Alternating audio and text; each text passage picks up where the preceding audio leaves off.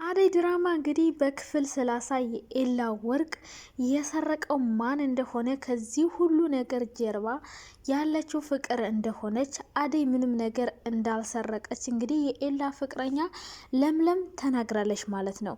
ነገር ግን ይሄ ነገር አሁንም ቢሆን ፍቅር እሷ እንዳደረገችው ማመን አልፈለገችም። በእነሱ ፊት ቅዱስና ደህና ሰው መባልን ስለፈለገች እሷ እንዳሰረቀችው እሷ ሁሉ ነገር እንዳደረገች ስለታወቀባት ለሰረቀው ልጅ ዳይመንድ ለሚሉት እንግዲህ ብር ከፍላ ወደ ቤት ይዘው መጥታለች። እንግዲህ ኤላም ቢሆን ምን አስበ ነው እንደዚህ ያደረከው? ለምንድን ነው ልታደርግ የቻልከው? ፍቅር እንግዲህ መጀመሪያ አደይ ናት የሰረቀችው በል ስትለው እምቢ አልልም፣ እኔ ለአደይ መጥፎ ነገር ማድረግ አልፈልግም እያለ ነበር ደመቀ። ነገር ግን ጓደኛዋን ቢሆን ስለ አደይ መጥፎ ነገር ካወራ ከዚህ በኋላ ጓደኛ አይደለህም፣ እማደርገውን እኔ አውቃለሁ እያለው ነበር። ሰው እንግዲህ ዳይመንድ የሚባለው ልጅ እንግዲህ ወደ ቤት ይዘው መታለች ፍቅር ምን ሊል ይሆን? መልሱን ሁላቸውም እየጠበቁ ነበር። ለምን እንደዚህ አደረክ? ለምን መጣ? ሁሉም እሱ በመምጣቱ በጣም ተደናግጠዋል። ፍቅር ደግሞ ያመጣችው እውነቱን እንዲናገር ነው። ሰው ደመቀ አደይን አሳልፎ ይሰጣታል ለገንዘብ ብሎ ወይስ ደግሞ ፍቅርን አሳልፎ ይሰጣት ይሆን? እውነቱን ተናግሮ እውነቱን ፍርጥርጥ አድርጎ ከተናገረ እንግዲህ ያው አደይ ነጻነቷ ይታወጃል ማለት ነው። ነገር ግን አሁንም ደመቀ አሳልፎ ለሌላ ነገር ሊሰጣት ይችላል። በዛ በኩል ግን ለምለም ስላለች ምናልባት ልታድናት ትችላለች ማለት ነው። ኤላ በለምለም ተናዶ እንግዲህ እሷ ሁሉ ነገር ደበቀችኝ፣ ተመሳጥረው ከአደጋ ነው የሰረቁኝ ብሎ ከቤቴ ውጭልኝ ብሎ አስወጥቷት ነበረ።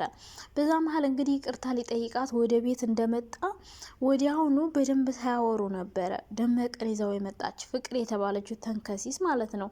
ዘላለሟ ሴራ ስታሴር የምትኖር ሴት። እዛ ድራማ ላይ በጣም የምታናድደኝ ሰው ብትኖር ፍቅር ናት። ሊዲያ ደግሞ ያው ቅብጠቷ ምናምን ደስ ይለኛል። ልክ እንደ ሀረግ ድራማ ላይ እንዳለችው ልክ እንደ ሉሊት ሰው።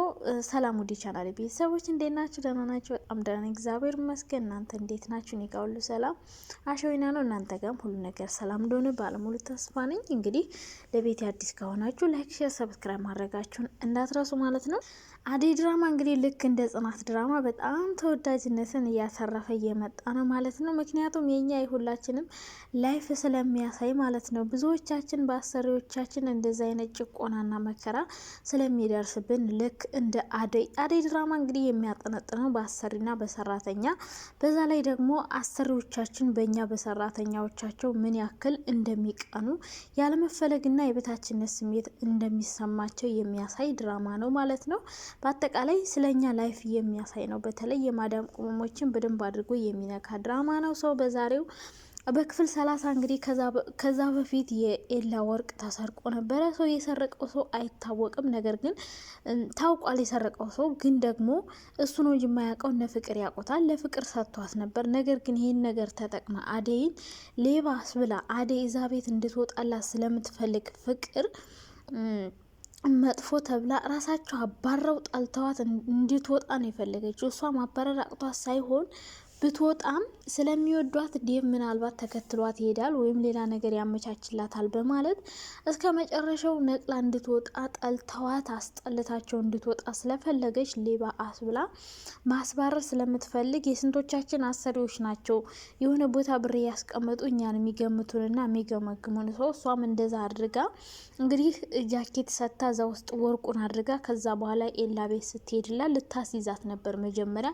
ነገር ግን ያው የዋህ አምላክ መንገድ ላይ የሆነች ጓደኛዋን አግኝታ ያንን ጃኬት ስትሰጣት ከዛ በኋላ እንግዲህ ያው የኤላ ፍቅረኛ ስለነበረች ወርቁን ደብቀውት እስከ ዛሬ ቆይተው ነበር። አሁንም ቢሆን እንዴት አድርገን አስረድተን ለኤላ ወርቁን እንመልስ እያለች ነበረ ለምለምና አደይ። ሰው ለምለም ቀጥታ እንዳትሰጠው ኤላ ይቀየመኛል ብላ ፈራች። እንዳትተወው ደግሞ ወርቁን መመለስ ስላለባቸው አደይን ሌባ እያሏት ስለነበረ እሷን ለማዳን ሲሉ እንግዲህ ሊመልሱላት እየተመካከሩ እንዳለ ነው እንግዲህ ዴቭ ቤት ዘው ብሎ በድንገት የገባ ማለት ነው። እንግዲህ ቤት ሲገባም እሷ ለመደበቅ ሞክራ ነበር። በእግሯ ጫማ ይዘው ነበር። ነገር ግን ማምለጥ ስላልቻለች ጫፉ ስለሚታይ ያው እንግዲህ አግኝቶባታል ማለት ነው።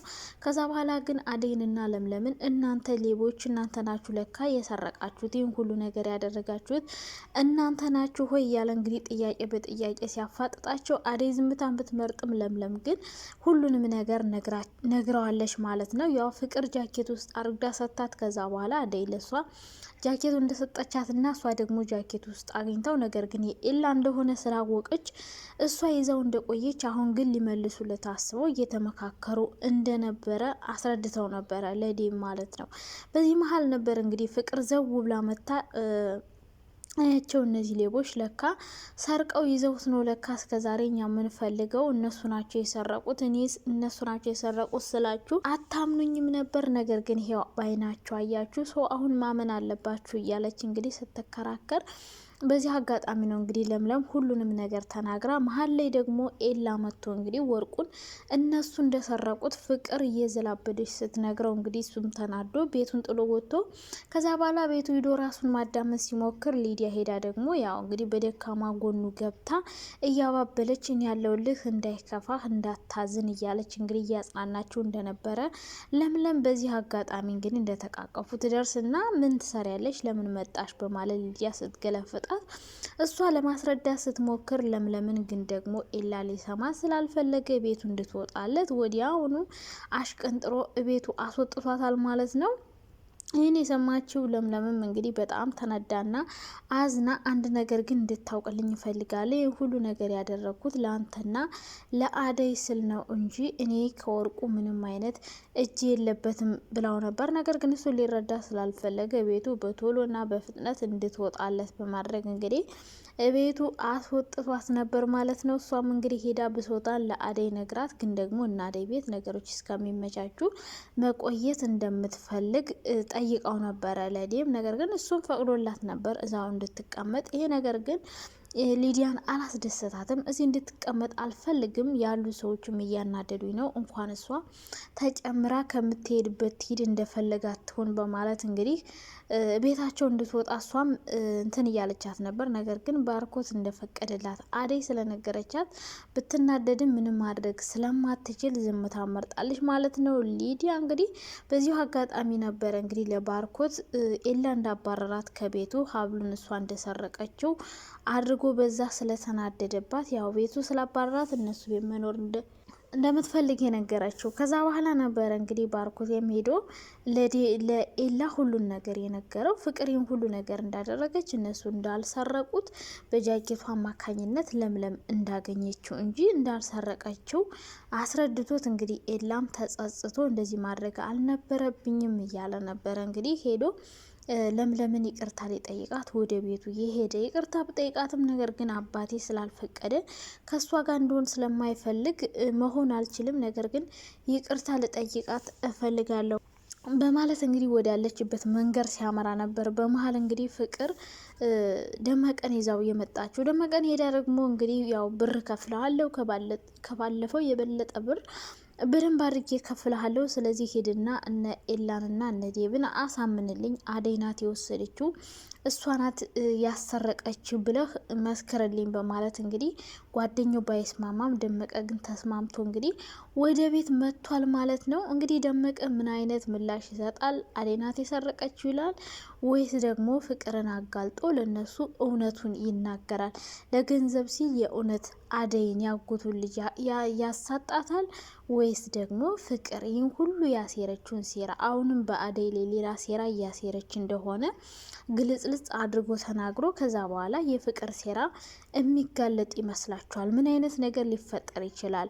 ኤላ ከደመቀ ካልሰማው አላምንም እያለ ነበር። ሰው ደመቀ አደይ ናት ያሰረቀችው፣ አደይና ለምለም ናቸው ካለ ኤላ በትንሹም ቢሆን ሊያምነው ይችላል። በእርግጠኝነት ዴብና ባርኮት አያምኑትም። ምክንያቱም ከእሷ ጋር ስለመጣ እሷ ብዙ ነገር እንደምታደርግ ስለሚያውቁ እነሱ አያምኑም። ምናልባት ኤላ ግን ሊያምን ይችላል። አደይ በተለይ ሊያስከፋትና ሊያሳዝናት የሚችለው በምታምነው ብዙ ነገር ባደረገችለት ሰው ስትከዳ አደይ በጣም ልትናደድ ትችላለች። ደመቀ እንደዚህ ብሎ ከመሰከረ አደይ አሁንም ሌላ ውስብስብ ችግር ውስጥ ትገባለች። ነገር ግን የፍቅርን ሴራ ካጋለጠ ደግሞ አደይና ለምለም ያው የተሻለ ነገር ይኖራል ብዬ አስባለሁ። ቀጣይ ክፍል እንግዲህ ምን እንደሚፈጠር ግምታችሁን እያስቀመጣችሁ እስከዛው ባይ ባይ።